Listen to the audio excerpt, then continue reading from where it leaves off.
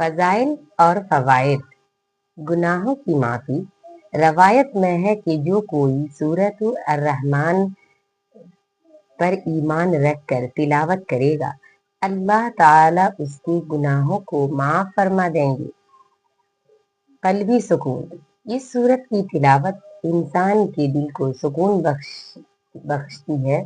اور ان خیالات و پریشانیوں سے نجات دلاتی ہے جو دل کو چین کرتی ہے۔ اللہ کی نعمتوں کی یاد دہانی۔ سورہ میں اللہ کی بے شمار نعمتوں جیسے سمندروں، پھلوں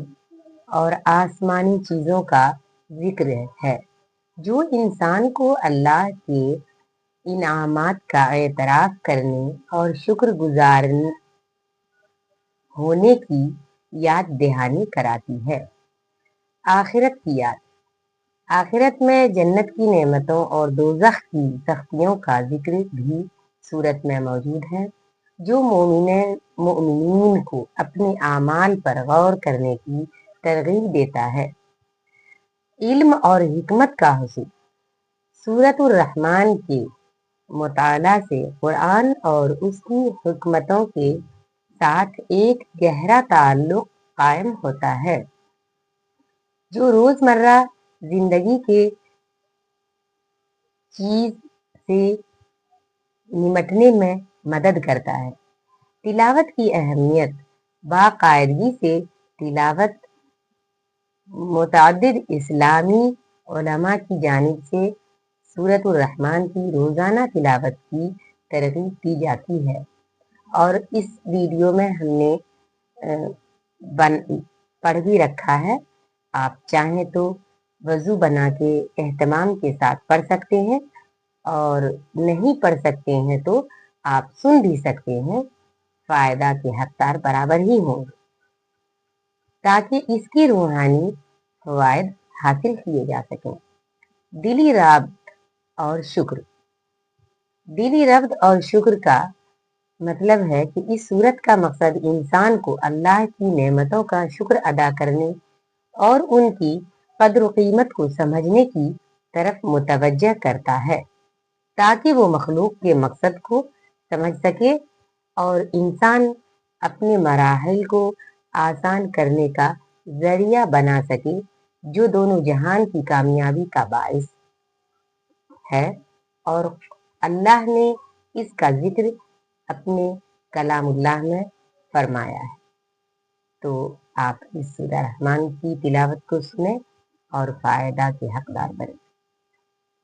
بسم اللہ الرحمن الرحیم۔ الرحمن علم القرآن خلق الإنسان علمه البيان۔ الشمس والقمر بحسبان والنجم والشجر يسجدان والسماء رفعها ووضع الميزان ألا تطغوا في الميزان وأقيموا الوزن بالقسط ولا تخسروا الميزان والأرض وضعها للأنام فيها فاكهة والنخل ذات الأكمام والحب ذو العصف والريحان فبأي آلاء ربكما تكذبان خلق الإنسان من صلصال كالفخار وخلق الجان من مارج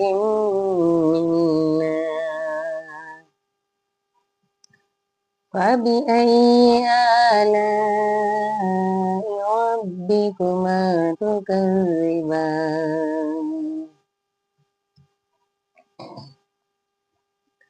رب المشرقين ورب المغربين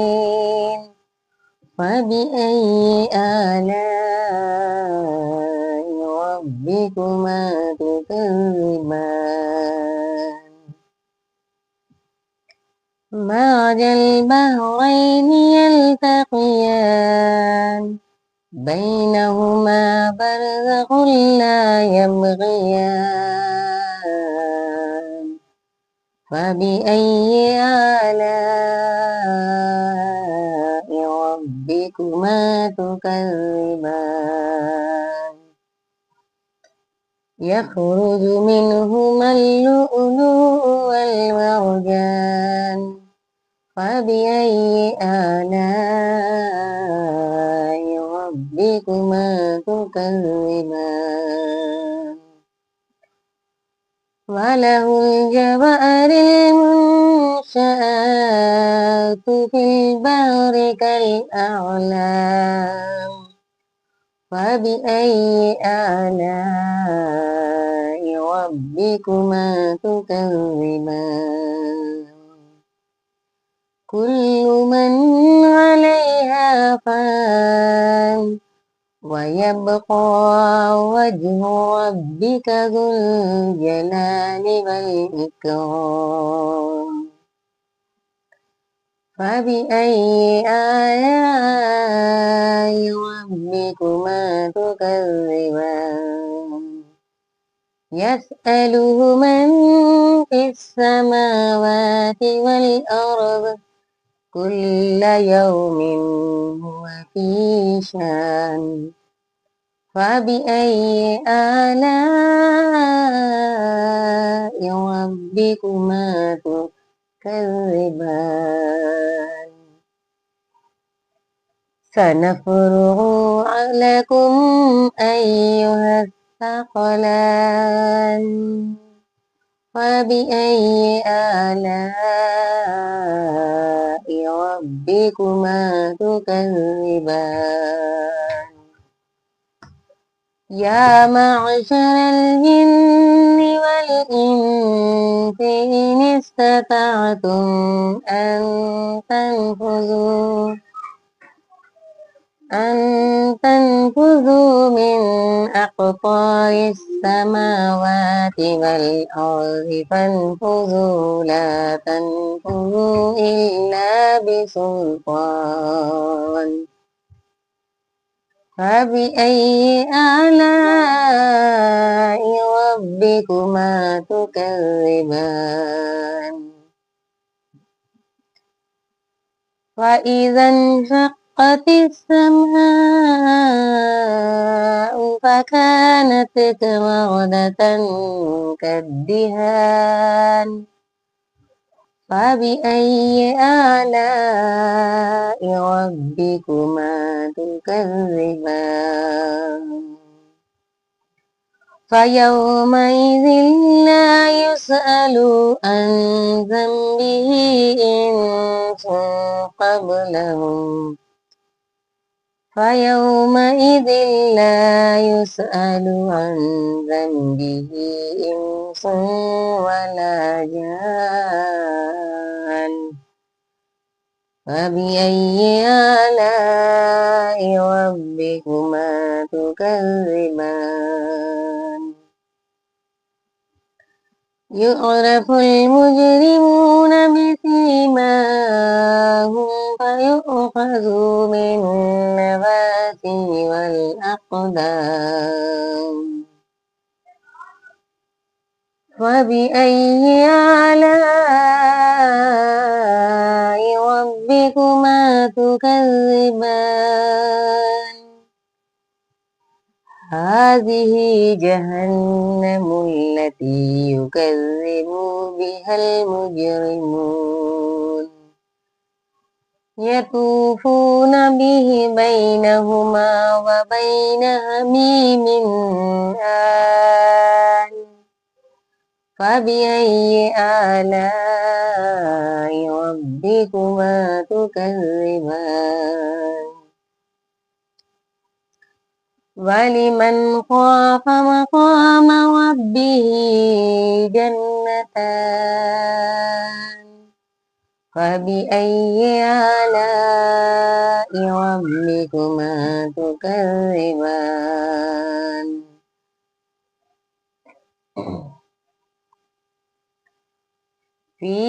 فبأي آلاء ربكما تكذبان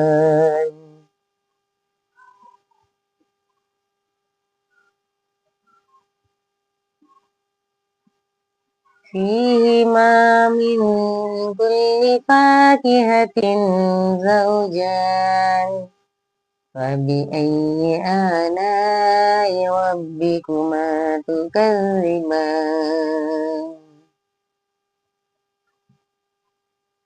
متكئين على فرش بطائنها من استبرق وجنى الجنتين دان فبأي آلاء ربكما تكذبان فيهن قاصرات الطرف لم يطمثهن إنس قبلهم ولا جان فبأي آلاء ربكما تكذبان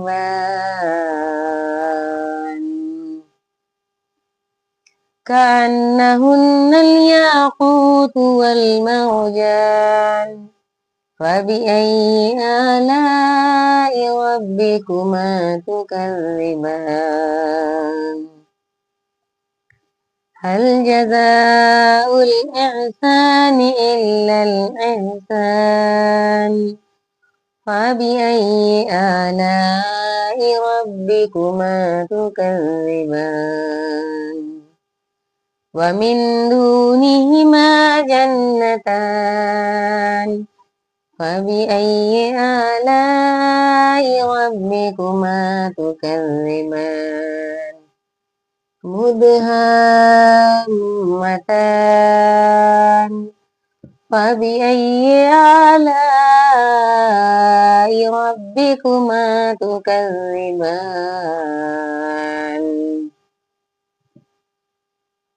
فيهما عينان نضاختان فبأي آلاء ربكما تكذبان فيهما فاكهة ونخل ورمان فبأي آلاء ربكما تكذبان فيهما فاكهة ونخل ورمان فبأي آلاء ربكما تكذبان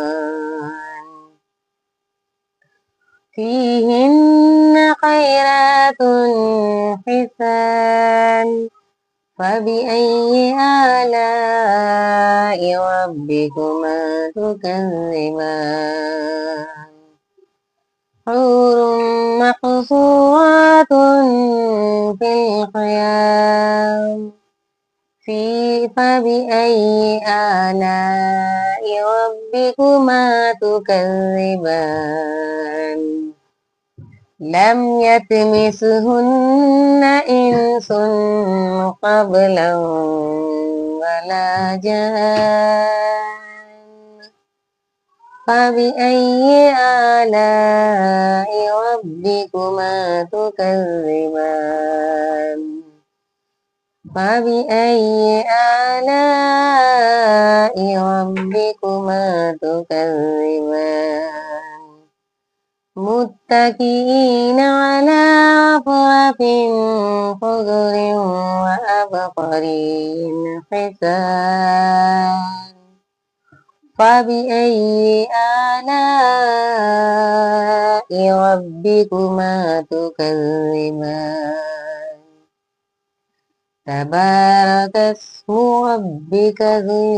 الجلال والإكرام فبأي